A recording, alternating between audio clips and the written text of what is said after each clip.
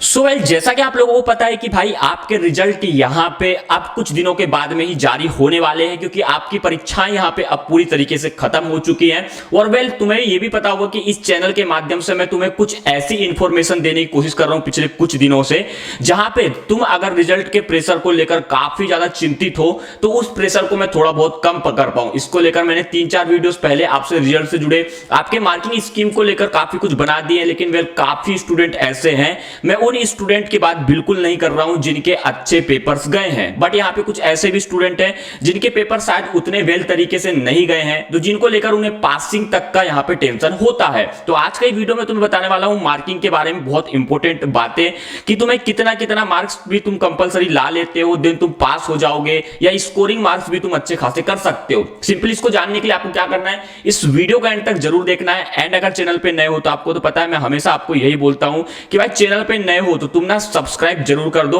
ताकि ऐसी ही आपको एमपी बोर्ड से जुड़ी हर एक खबर हमारे चैनल के माध्यम से पता चल जाए। सबसे पहले तो मैं तुम्हें बता दूं कि देखो,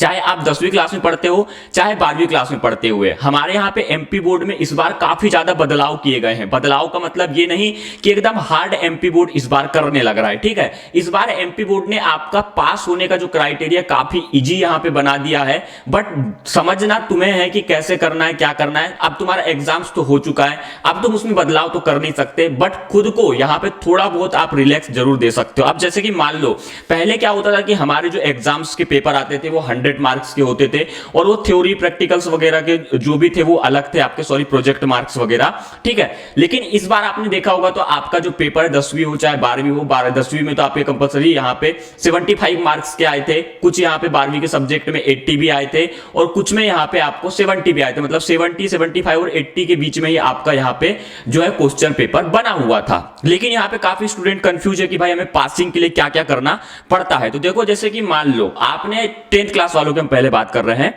तो 10th वाले जो बच्चे होते हैं उनके कंपलसरी 6 सब्जेक्ट होते हैं। 6 सब्जेक्ट में से उन्हें सिर्फ बेस्ट ऑफ 5 योजना अगर मिल जाती है तो 5 ही सब्जेक्ट निकालना है, मतलब कि पास होना उनके लिए कहीं ना कहीं यहाँ पे इजी हो जाता है। आप उनका अगर मान लो 75 मार्क्स का यहाँ पे आपका क्वेश्चन पेपर आया था, ठीक है, तो अब हमें काफी दिनों से ऐसा मिथ बना रहता है कि हमें 33 मार्क्स लाना है, 33 मार्क्स लाना है तभी हम पास होंगे, लेकिन ऐसा नहीं है। आप 33 मार्क्स से भी ज्यादा मार्क लाओगे। कैसे लाओगे वो बताता हूं मैं तुमको। तुम्हारा मान लो 75 मार्क्स का पेपर है, ठीक है। पहले क्या होता था, जब आपका 100 मार्क्स का पेपर होता था तब आपको 33 मार्क लाने पड़ते थे, लेकिन इस बार आपका 75 मार्क्स का पेपर हुआ है तो ओनली आपको यहाँ पे 75 मार्क्स का ही पेपर छुड़ाना था, जिसमें से आप अगर 23 से लेकर 25 मार्क्स भी थ्योरी में लाते हैं, देन उसके बाद में आपको प्रोजेक्ट मार्क मिल जाते हैं, जो कि आपके स्कूल के बेस पे कि स्कूल वाला आपको कितना दे रहा है। अब इसके लिए भी 2-3 चीजें वो देखता है, कि जैसे कि आपने स्कूल में कैसे आपका साल भर परफॉर्म किए हो, आपने कैसे प्रोजेक्ट किए हो, अपने कैसे प्रैक्टिकल्स दिए हो अगर आपके प्रैक्टिकल वाले सब्जेक्ट्स हैं,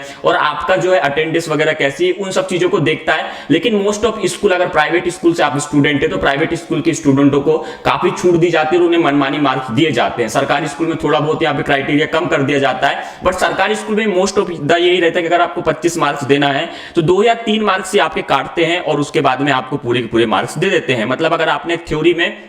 पर्टिकुलर सब्जेक्ट में 25 मार्क्स भी लाए हो और यहां पे आपको बोर्ड की तरफ से और उसमें 15 से 20 मार्क्स ऐड कर दिए जाते हैं। 15 से 20 तो वैसे नहीं, 25 में से आपको मुश्किल से 22 मार्क्स तो पूरे के पूरे दे दिए ही जाते हैं, उससे कम यहां पे मार्क्स नहीं देते। तो आप अगर आप ऐसा देखोगे तो पास होना एकदम आसान है आप लोगों के लिए। 25 में से आपके, तो आपने देखा होगा कि अभी जो क्वेश्चन आए थे आपके मल्टीपल चॉइस वाले बहुत सारे आए थे, 30 मार्क्स के तो आपके मल्टीपल थे, जिसमें से आप कंपलसरी अगर हर एक में 15-20 भी आपने अगर मार्क्स ला लिए उसमें मिला के, और 3-4-5 मार्क आपने फेंक के ला भी लिए, और कोई अगर पर्टिकुलर सब्जेक्ट में आप फेल हो रहे हो, ग्रेस मार्क भी मिल गया, तो आपका पास होने का थ्योरी का क्राइटेरिया तो बढ़ जाएगा। उसी के साथ में अगर आपका जो है 75 में से 25 ऐड करने के बाद में अगर 100 होते हैं तो उसमें से आपको 45 से 50 मार्क्स इजीली हर सब्जेक्ट में 10th क्लास वाले स्टूडेंट को मिल जाएगा, क्योंकि यहां पे फेल होने का इस बार कोई रूल ही नहीं बनेगा आपका। क्यों? क्योंकि यहां पे इतना इजी पेपर आया था और आपको यहां पे 30 मार्क तक के तो वैसे भी ऑलरेडी आपने अगर यहां से छाप चुके किया होगा,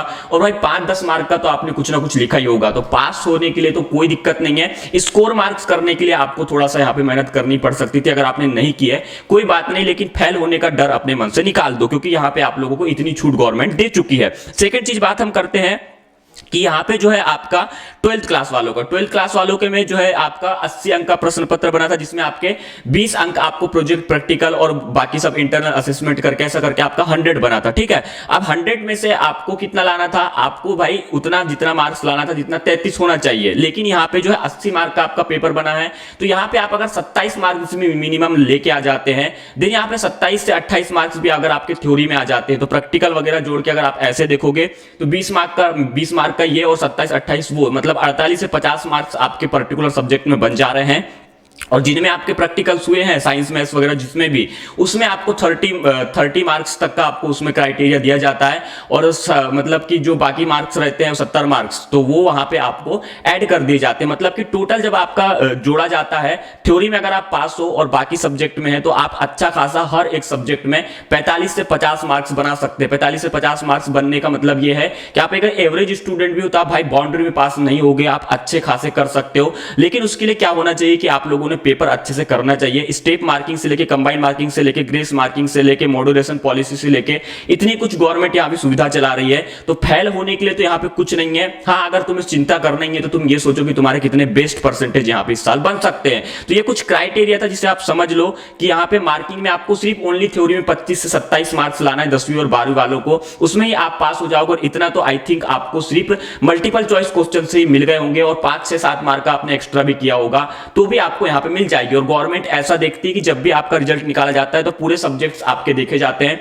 उन सब्जेक्ट्स में आपने अच्छे अगर परफॉर्म किए और 1-2 सब्जेक्ट में अगर आपके कम मार्क्स भी हैं, फेल हो रहे हो, तो गवर्नमेंट यहाँ पे आपको 5 मार्क्स से ज्यादा देके भी यहाँ पे पास करने की कोशिश करती है। तो भाई पास तो तुम इजीली हो जाओगे, पास होने का टेंशन बिल्कुल मत लेना। वो कौन से चांस में होगे जब तुमने एकदम भाई कुछ भी नहीं किया है, कुछ भी एकदम मतलब कि पेपर पूरा ब्लैंक करके आए हो, कुछ भी मन से लिख के आए हो, तो ही तुम फेल होगे, अन्यथा तुम्हें गवर्नमेंट पास करने की पूरी कोशिश करेगी। आई होप इस चीज से काफी लोगों का टेंशन यहाँ पे दूर हो गया होगा। अगर टेंशन दूर हो गया होगा तो भाई प्लीज लाइक कर देना, एंड अगर नेक्स्ट टॉपिक किस टॉपिक पे चाहिए तो आप बता दीजिएगा, मैं वही वीडियो आपके लिए सामने लाने की कोशिश करूंगा। फिलहाल के सिर्फ इतना था, मिलते हैं अपने नेक्स्ट वीडियो में किसी नए टॉपिक में, तब तक के लिए बाय बाय, जय हिंद।